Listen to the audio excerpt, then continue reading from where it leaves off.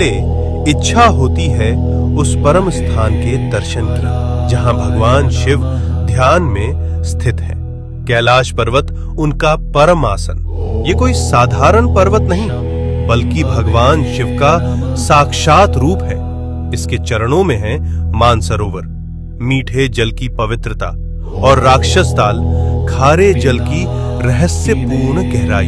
इतने पास फिर भी एक मीठा एक खारा, जैसे भगवान शिव के भीतर संतुलित दो स्वरूप। अब हम पहुंचते हैं उस तपोभूमि पर जहां भगवान शिव और माता पार्वती ने विवाह के बाद ध्यान लगाया।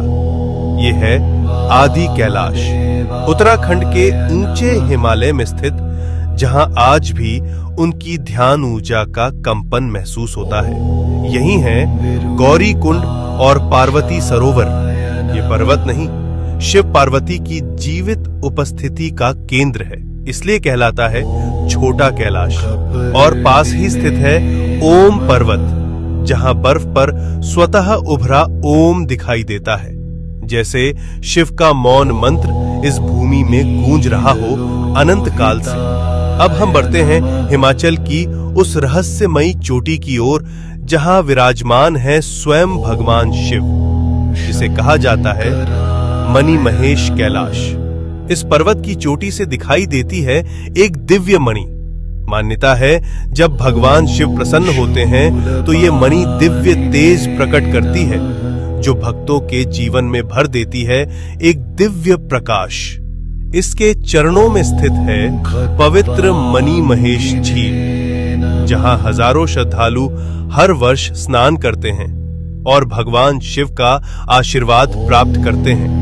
अब हम पहुंचते हैं हिमालय की उस ऊंचाई पर जहां की हवा भी हर हर महादेव का जप करती है। ये है श्रीखंड महादेव। यहाँ स्थित है एक भव्य प्राकृतिक शिवलिंग। यहाँ तक पहुंचने का मार्ग अत्यंत कठिन, लेकिन कहा जाता है जिसे स्वयं भगवान शिव बुलाते हैं वही इस दिव्य शिखर तक पहुंच पाता है। श्रीखंड महादेव केवल एक शिवलिंग नहीं, ये है भगवान शिव का हिमालयी सिंहासन। अब हम पहुंचते हैं भगवान शिव के एक और दिव्य धाम पर, हिमाचल की उस रहस्यमयी भूमि में किन्नौर कैलाश। यहाँ स्थित है सदियों पुराना एक विशाल शिवलिंग, जो अपने आप में अपार ऊर्जा समेटे हुए। और कहा जाता है यात्रा के दौरान कई भक्तों को ब्रह्म कमल के दर्शन भी हुए हैं। ओम नमः शिवाय।